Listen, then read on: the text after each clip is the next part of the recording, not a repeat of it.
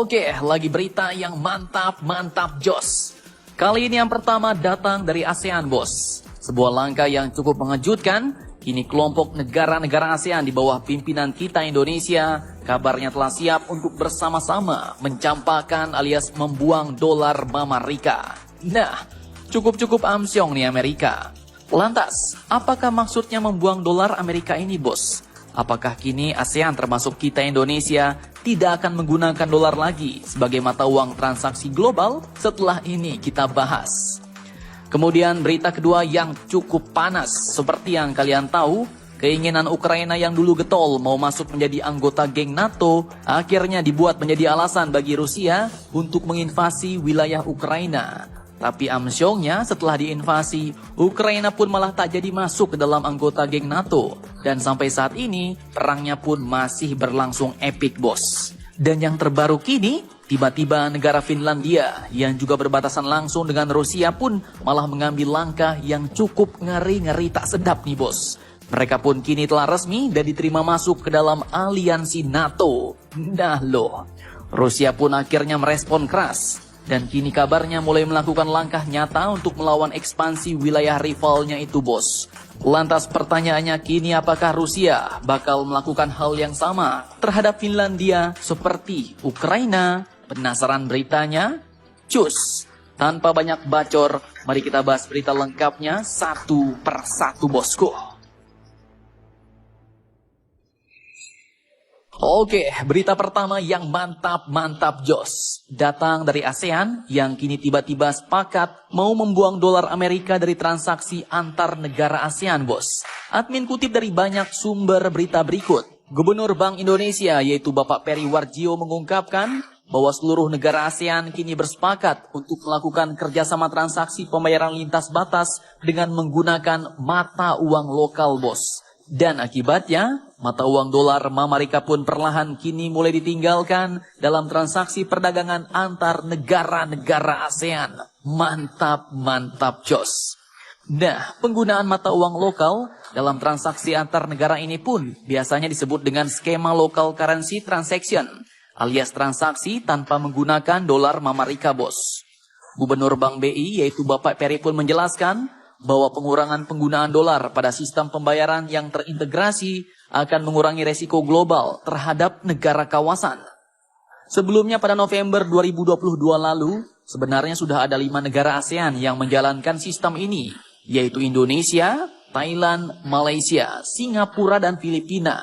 Namun kini dalam keketuaan Indonesia di ASEAN 2023, Bapak Peri pun mengklaim bahwa Indonesia kemudian berhasil mendorong 5 anggota negara ASEAN lainnya untuk melakukan kerjasama, melakukan transaksi dengan meninggalkan dolar Mama Rika.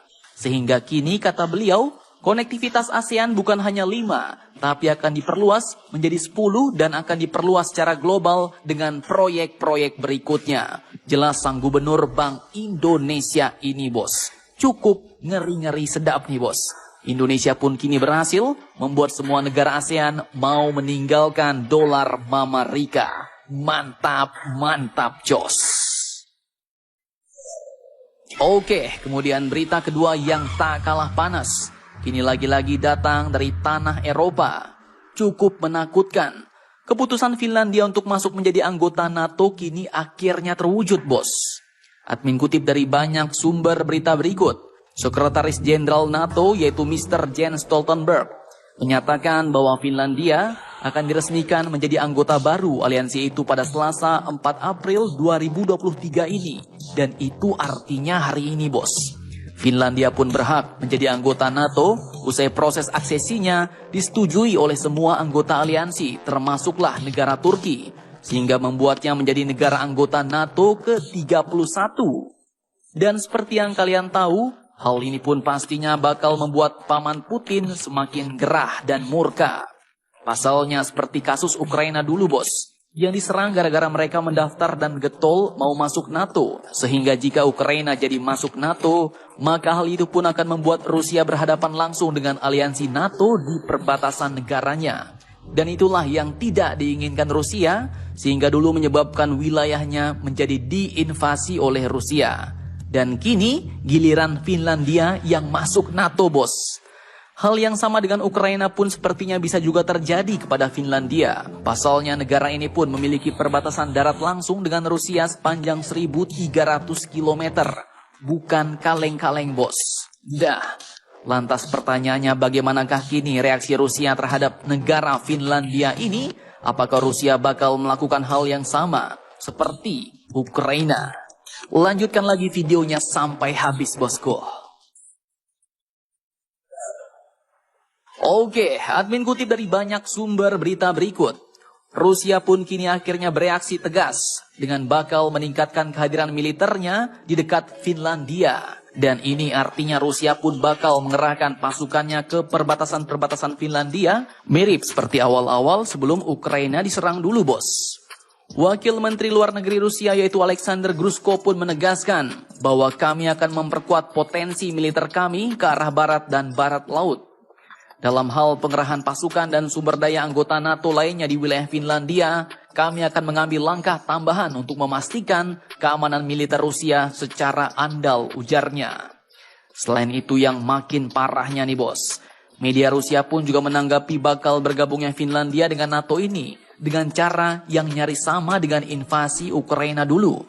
Program TV Rusia yaitu 60 Minutes pun menyerukan agar Rusia membebaskan Finlandia, di mana narasi itu pun hampir sama dengan klaim Rusia ketika menginvasi Ukraina, yaitu membebaskan Ukraina dari Nazi.